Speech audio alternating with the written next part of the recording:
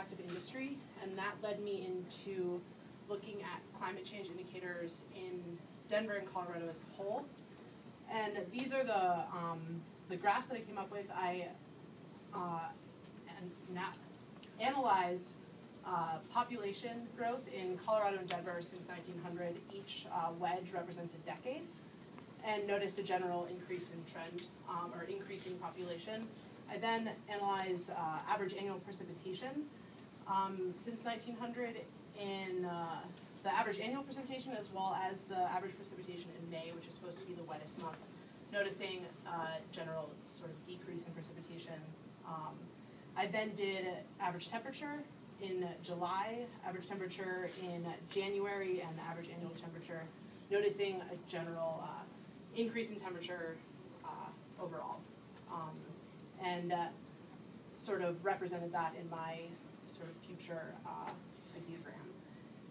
Moving forward with our postcard analysis and our program analysis, I was given the terms privacy and relaxation, and I identified privacy as the ability of one to seclude themselves or information about themselves and reveal it selectively. Relaxation as to make or become less tense or anxious, and furthermore, relaxation through readiness or preparedness. Given those, or that analysis, I came up with the idea of creating a microhouse community for people preparing for or living in an end-of-the-world scenario. And there you have it. I'm gonna avoid that whole issue and set my board up here. So, through our element study, we started off with volume. As you've seen, this is my volume study. Through my volume, identified or came up with opportunities for stacking of programmatic elements, ample storage space, and the negative space is the relaxation space. Relaxing being a primary programmatic developer. Through repetition, I was able to identify opportunities for the creation of community space, the middle being the non-modeled sort of relaxation space, as well as the opportunity for shared storage. Through my skin system, I was able to provide opportunities for closing off the unit completely. I imagine it working on a track, as you'll see in one of my further models. There might not be electricity in the end of the world, so it would be on the track system. The surface condition also allows for a window that would provide security. You could see out, furthering the idea of relaxation through preparedness. So my entire model, it's pretty heavy, so I'm going to leave it here. These are the units when they're completely closed. It sort of functions as a marker in the landscape, ambiguous. You don't know whether it's residential or infrastructural.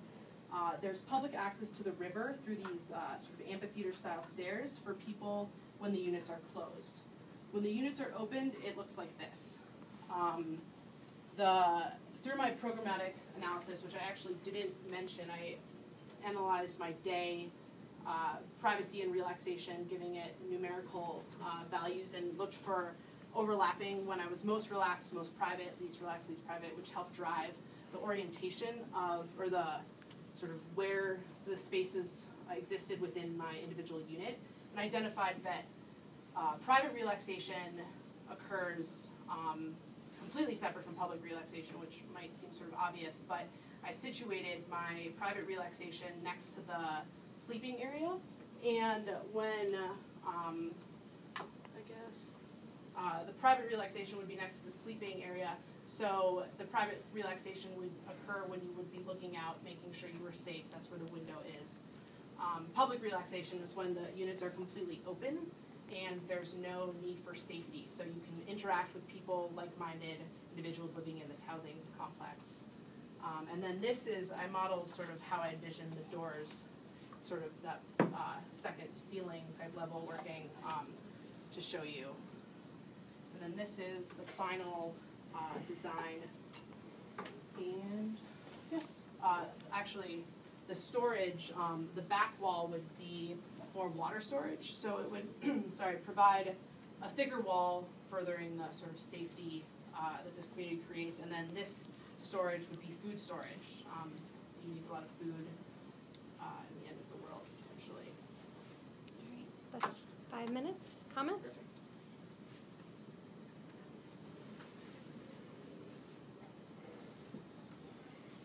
What an unfortunate thing to have to design for. Was there, I mean, I get the environmental drivers, but was there any Other, consideration as for, you know, I'm looking at that slot window and I'm saying, man, that's some rough living there. yeah, But I do get the sense that, you know, it does give you sort of a camouflage in the landscape too, because you can't really yeah.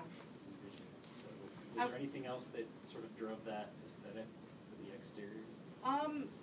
We did, through the surface analysis, that was mainly how I came up with the exterior of the structure. The way it worked is we came up with 3 different ones, and through working with talking to other students, working with our professors, we chose one of them and then moved that forward.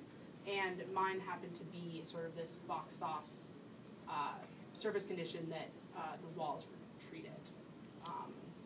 And it was just the process of working with the 2 programmatic terms of relaxation and privacy and sort of my initial site analysis that I came up with that. Do you have a floor plan maybe we could? Yes. How did this Well, translate into a floor plan? Is that right, the purpose so of this was an initial study. We developed the floor plan after. This is more abstract. This is a full plan of the entire units being cut, and then an individual floor plan. This is when the unit is completely closed, and this is when it's open.